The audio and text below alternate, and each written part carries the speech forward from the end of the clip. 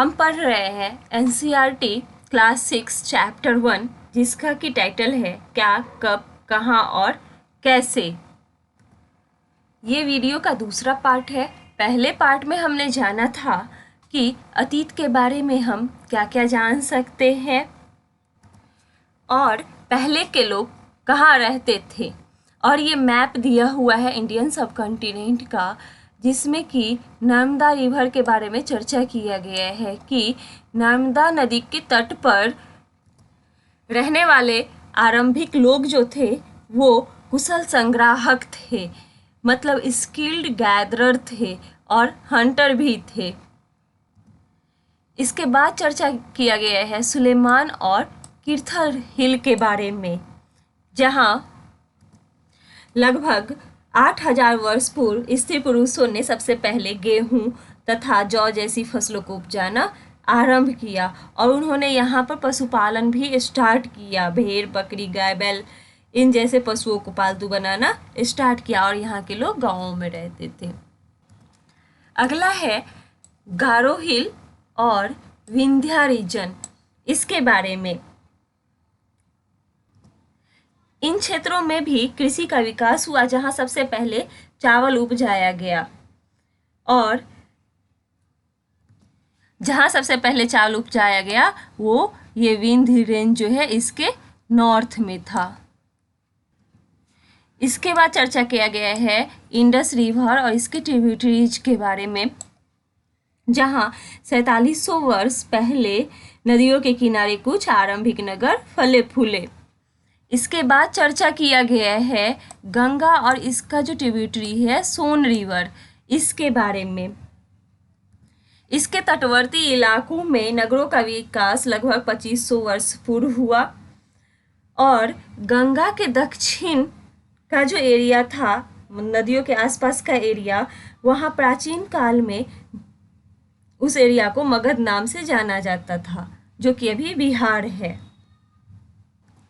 और हमने जाना कि कैसे ये जो इंडियन सब कॉन्टिनेंट है इसमें लोग एक जगह से दूसरी जगह जाते थे और अपने विचारों का आदान प्रदान करते थे। इसके बाद हमने जाना कि ये देश का नाम इंडिया है और भारत है, यह कैसे पड़ा। आज के इस वीडियो में जानेंगे कि अतीत के बारे में हम जानकारी कैसे प्राप्त कर सकते हैं। तो इस चैप्टर में कुछ स्रोत दिया हुआ है जिसके द्वारा हम अतीत के बारे में जानकारी प्राप्त कर सकते हैं, जैसे कि है पांडुलिपि, मनुस्क्रिप्ट। मनुस्क्रिप्ट नाम इसलिए पड़ा क्योंकि मनु का जो मीनिंग है वो लैटिन वर्ड है मनु, इसका अर्थ होता है हैंड। और ये जो पुस्तकें सालों पहले लिखी गई थी ये हाथ से लिखा गया था, इसलिए इसको मनुस्क्रिप्ट कहा जाता है। ये मनुस्क्रिप्ट मतलब पांडुलिपियाँ जो थी ये प्रायः ताड़पत्रों अथवा हिमालय क्षेत्र में उगने वाले भूर्ज नामक पेड़ की छाल से विशेष तरीके से तैयार भोजपत्र पर लिखी मिलती है। यहाँ पर एक पांडुलिपि दिया गया है। यह पांडुलिपि लगभग 1000 वर्ष पहले लिखी गई थी। किताब बनाने के लिए ताड़ के पत्तों को काटकर उनके अलग अलग हिस्सों को एक साथ बांध दिया जाता था। भूर्ज पेड़ की छाल से बनी ये पांडुलिपि यहाँ दिया गया है। इतने सालों में कई मनुस्क्रिप्ट को, पांडुलिपियों को कीड़ों ने खा लिया और बहुत सारा जो है उसको बर्बाद कर दिया, नष्ट कर दिया गया। लेकिन बहुत सारे जो मनुस्क्रिप्ट है वो अभी भी उपलब्ध है और उनको टेम्पल में और मोनेस्ट्रीज में, मंदिरों और विहारों में प्रिजर्व करके, संरक्षित करके रखा गया है। इन पुस्तकों में धार्मिक मान्यताओं व व्यवहारों, राजाओं का जीवन, औषधियों, विज्ञान आदि सभी प्रकार के विषयों की चर्चा मिलती है। और इनके अतिरिक्त हमारे यहाँ महाकाव्य, कविताएं तथा नाटक भी है। इनमें से कई संस्कृत में लिखे हुए मिलते हैं, जबकि अन्य जो है वो प्राकृत, जो कि लोकल लैंग्वेज था उस टाइम, और तमिल में है। प्राकृत भाषा का प्रयोग आम लोग करते थे। पास्ट के बारे में जानने के लिए दूसरा जो स्रोत है दिया गया है वो है इंस्क्रिप्शन, जिसको कि अभिलेख कहते हैं। ये जो है ये राइटिंग्स है जिसको कि हार्ड सरफेस पे, जैसे कि स्टोन और मेटल, इस सब पे लिखा गया था।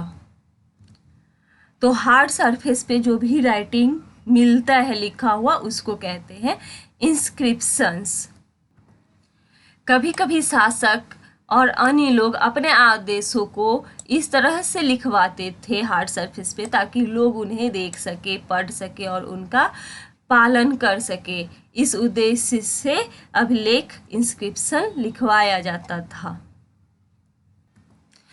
कुछ अभिलेखों में, इंस्क्रिप्शंस में राजा रानी या फिर और भी स्त्री पुरुष जो भी अपना कार्य करते थे उसका विवरण भी इस पे लिखवाते थे। जैसे कि शासक लड़ाइयों में अर्जित विजयों का लेखा जोखा रखा करते थे।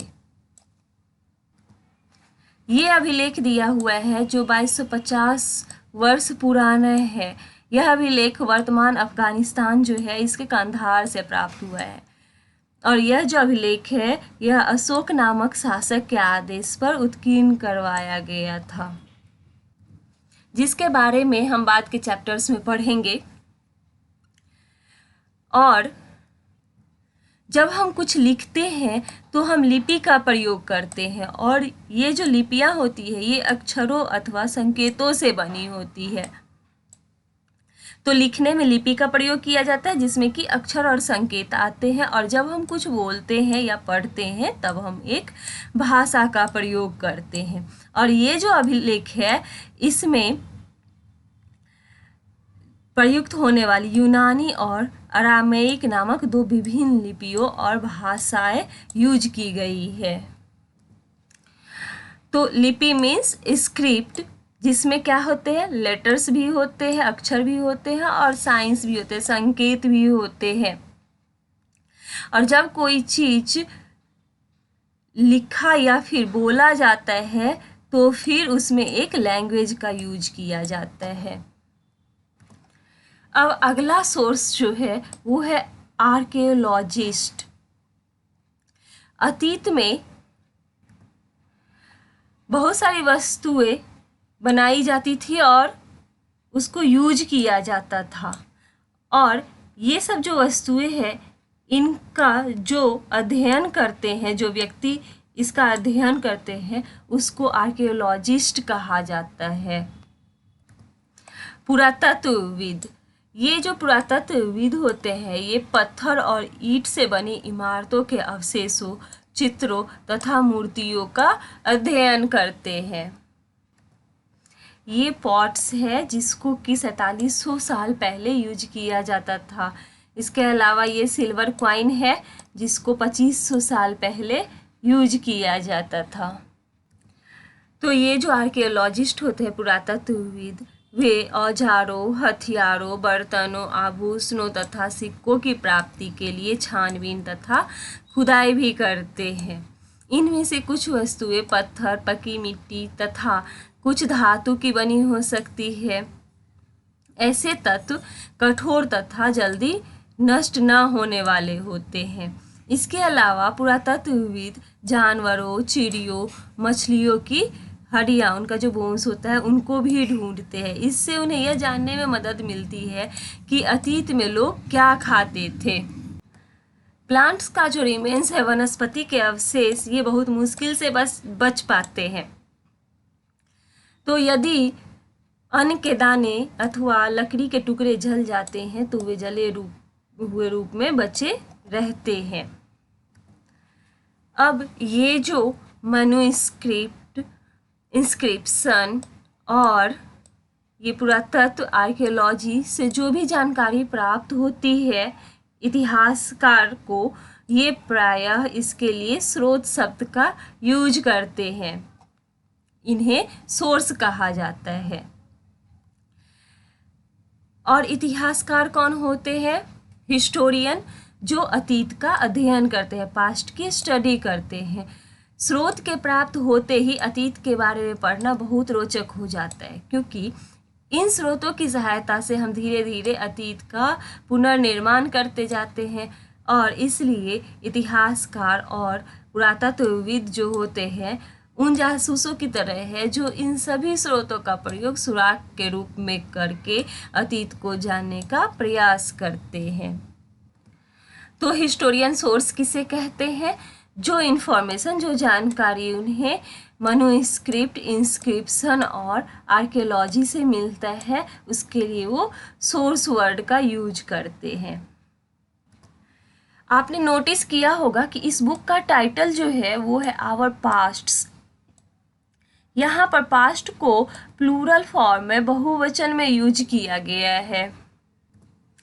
ऐसा इस तथ्य की ओर ध्यान दिलाने के लिए किया गया है कि अलग अलग समूहों के लिए अतीत जो थे, उस अतीत के अलग अलग मायने थे। जैसे कि पशुपालकों तथा कृषकों का जीवन राजाओं तथा रानियों के जीवन से तथा व्यापारियों का जीवन शिल्पकारों के जीवन से बहुत भिन्न था।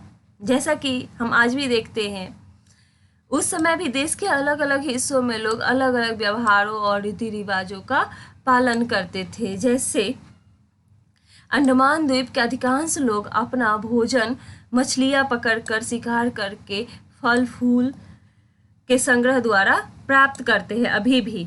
और इसके ठीक विपरीत शहर में जो लोग रहते हैं वो अपने खाना की पूर्ति के लिए अन्य व्यक्तियों पर निर्भर करते हैं। और इस तरह के जो भेद थे वो अतीत में भी विद्यमान थे। सबका लाइफ स्टाइल अलग अलग था। एक और चीज़ ध्यान देने वाली बात है कि उस टाइम जो शासक होते थे वो अपने विजयों का लेखा जोखा रखते थे, और यही कारण है कि हम उन शासकों और उनके द्वारा लड़ी जाने वाली लड़ाइयों के बारे में काफ़ी कुछ जानते हैं। जबकि शिकारी, मछुआरे, संग्राहक, कृषक, पशुपालक जैसे आम आदमी प्रायः अपने कार्यों का लेखा जोखा नहीं रखते थे। और ये जो पुरातत्व है, आर्कियोलॉजी, इसकी सहायता से हमें उनके जीवन को जानने में मदद मिलती है। अब जानते हैं कि डेट्स का क्या मतलब होता है, तिथि का क्या मतलब होता है। अगर आपसे कोई पूछे डेट का मतलब, तो आप क्या बताओगे? इसमें मेंशन करोगे डे, मंथ या फिर ईयर। जैसे कि 2000, अभी 2024 चल रहा है, तो ऐसे करके बताओगे। ये जो ईयर काउंट किया जाता है, यह जो काउंट किया जाता है, यह ईसाई के जो फाउंडर थे, क्रिश्चियनिटी के जो फाउंडर थे जीसस क्रिस्ट, इनके जन्म के तिथि से की जाती है। तो अगर हम ये 2000 साल बोलते हैं तो इसका मतलब है ईसा मसीह के जन्म के 2000 साल बाद। ईसा मसीह के जन्म से पूर्व तिथि जो है, पहले जो तिथि है, उसको बैकवर्ड काउंट किया जाता है और उसके लिए लेटर यूज किया जाता है BC, बिफोर क्राइस्ट। जैसे कि ईसा मसीह के जन्म से 2000 साल पहले तो 2000 BC। और अगर ईसा मसीह के जन्म के बाद का काउंट किया जाता है तो उसके लिए AD का यूज किया जाता है, एनो डोमिनी। और इसका तात्पर्य ईसा मसीह के जन्म के वर्ष से है। कभी कभी AD की जगह CE भी यूज किया जाता है और BC के जगह पे BC भी यूज किया जाता है।